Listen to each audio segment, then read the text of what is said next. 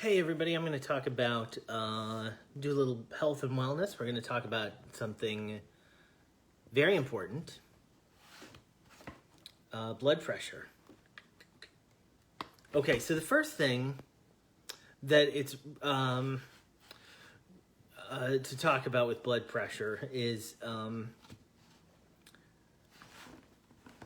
why you should check yours, and why you should check yours frequently.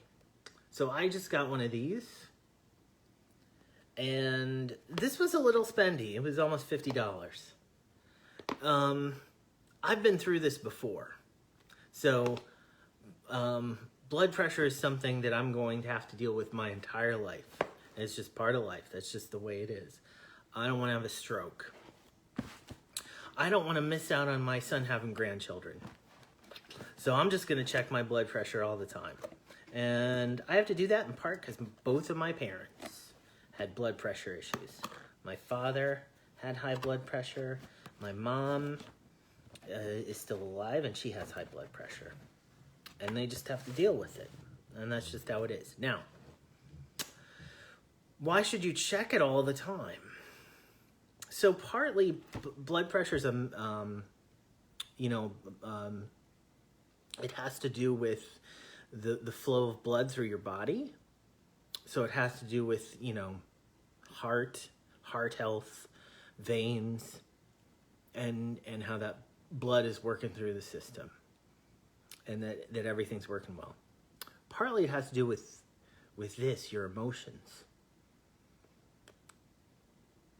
When we get, when you get caught up in emotions, when you get emotional, you feel your heart beat.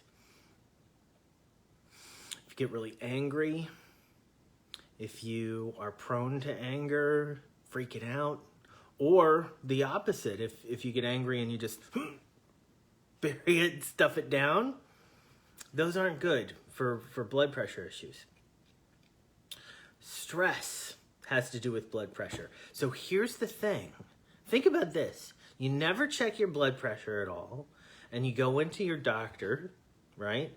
And you sit down on the table and he or she checks your blood pressure. At that moment, are you going to be cool and calm? Are you going to be kind of freaking out? Are you just going to take it as it comes? Could be any number of things. So that one time that it's being checked might not be the most accurate. So the suggestion and the thing to do is to have something like this and to just be checking it all the time. I bought a new one. So just check it all the time. If you don't want to buy one of these, that's fine, because they have professional one they've got one at the grocery store at H-E-B. They've got one at Walgreens, at CVS, at all the places they have those. You can go in there and just sit down. And these days, they're probably keeping it clean, wiping it down. If they're not, just bring some wipes. I'm drinking some herbal tea right now because one of the things that you got to watch it with is caffeine. Caffeine is not good for your blood pressure. You know what else is not good for your blood pressure? Excessive drinking. When you drink a lot of alcohol, you're essentially just letting the booze just run the ship, So alcohol's going to do all kinds of crazy stuff with your blood pressure. Alcohol's going to come in there and be like, hey, we got this. We're going to do this. We're going to do this ourselves. That's not good. Okay. When you check your blood pressure, the way to do it is you're going to place the cuff the same level as your heart, right? Where's my heart? So my heart's right here. Is it right there? Yeah, my heart's about right here. So I'm going to place it right there. Same level as your heart. Just go from your heart to your arm, left arm, right? Strap it around. Here's the other thing. I'm going to put my hand like that. So palm facing up. cuff same level as the heart, palms facing up. I'm going to sit just like I am now. But I'm going to have my arm supported by the table. So it's going to be on the table. So I'm not holding my arm up, in midair. It's resting on the table. Should be resting. And then my legs are uncrossed and my feet are going to be on the ground. And let's just look at that really quick. So sit correctly, place the arm of the cuff the same level as your heart. So you see there's her heart. The cuff is right there. Notice that the arm is resting on the table. That's incredibly important. Okay? Sitting and the feet on the floor, no legs are crossed. So this is something else. When you're having your blood pressure taken, are you sure that your arm is resting on something as opposed to being in midair? Because that'll affect it. And check it frequently. Check it around the same time of day every day. The last time that you had your blood pressure checked, were you driving through traffic, right, to get to the doctor's office and you didn't know if you'd get there on time? Were you thinking about high blood pressure the whole time? Once I had my blood pressure checked, and I was really bummed out. I was really sad by the fact that my blood pressure was kind of high. I thought it was much higher than it should have been. And I was really bummed out about that. And then I sat there and had it checked. Trust and believe that affected my blood pressure in that moment. So you want to do this sort of thing frequently. If you go into HEB or CVS, you're going to be sitting like that, just like that. And the great thing about those places is, like, let's say that you're kind of freaking out about checking your blood pressure. You're worried it's going to be high. The traffic was bad. You're going to be worried about COVID. You've got a mask on. All these other things. Like, stress is just part of life. That's all right. You're going to be fine. But here's a suggestion. Don't take the first score that they give you. Stay put. Do it again. Do it 3 times. Go into CVS or Walgreens or wherever. Maybe once a week. Go to one of those places once a week or twice a month. But every time that you do it right there 3 times in a row. And then start keeping a tally of the scores. Write them down in a notebook and keep a tally of the scores. Okay, so blood pressure, the scores are the systolic beat. That's the beat of the heart. And then the diastolic, that's the heart at rest. So the heart beat, it pumps and then it doesn't pump, right? Bump, bump, bump. So it's measuring that. It's a score for the beat and it's a score for the rest. Beat and rest. It's kind of relaxing.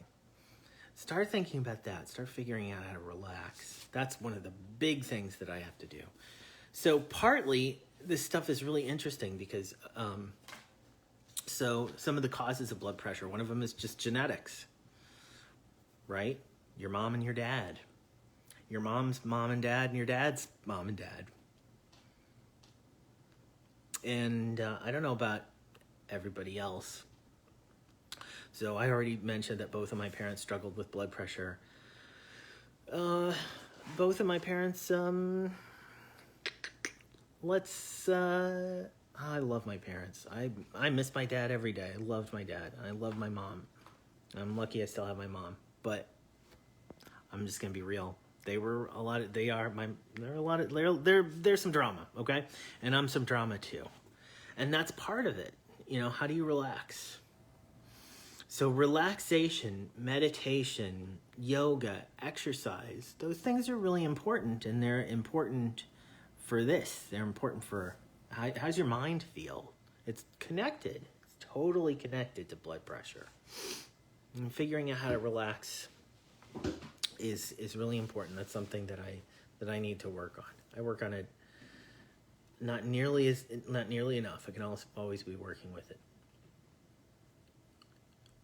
Another thing is weight, and when you're overweight, you can have high blood pressure and not be overweight. You can have high blood pressure and be underweight even.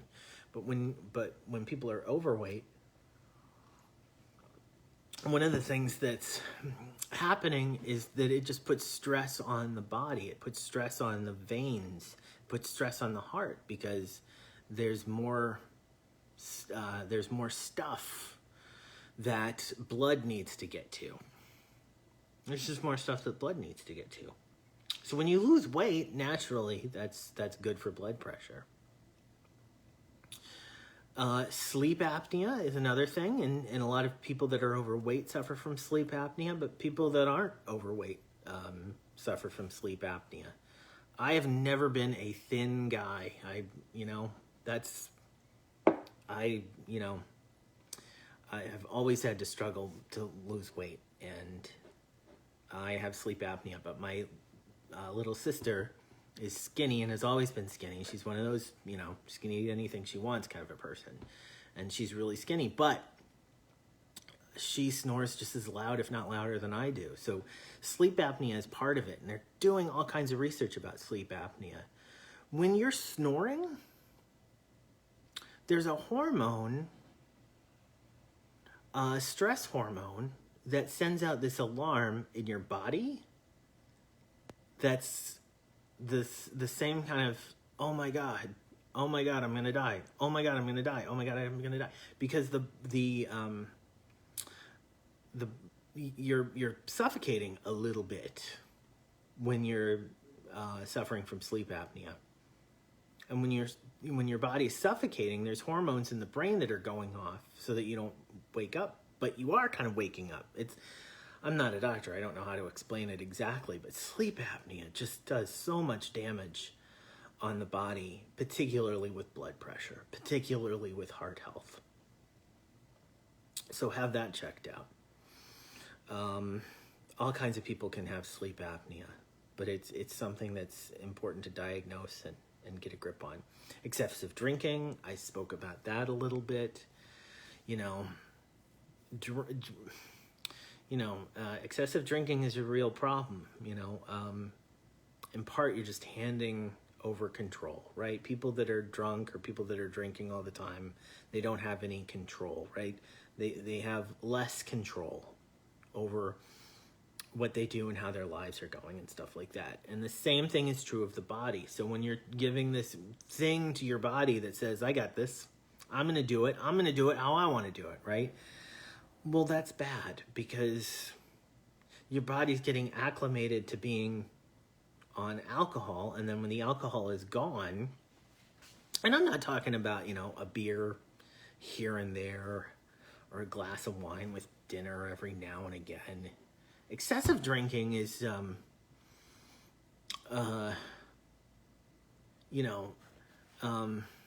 excessive drinking is everyday drinking, right? And I heard once that if you drink 2 drinks every day, that's alcoholism. It just is.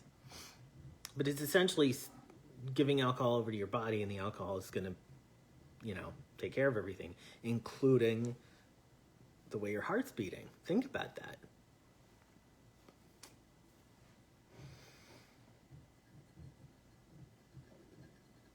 And the last thing I wrote down here to talk about is smoking. Smoking is murder on blood pressure. It's so bad for your blood pressure. Nicotine literally constricts your blood vessels. So, minus what smoking does to your lungs, minus the risk of cancer, minus the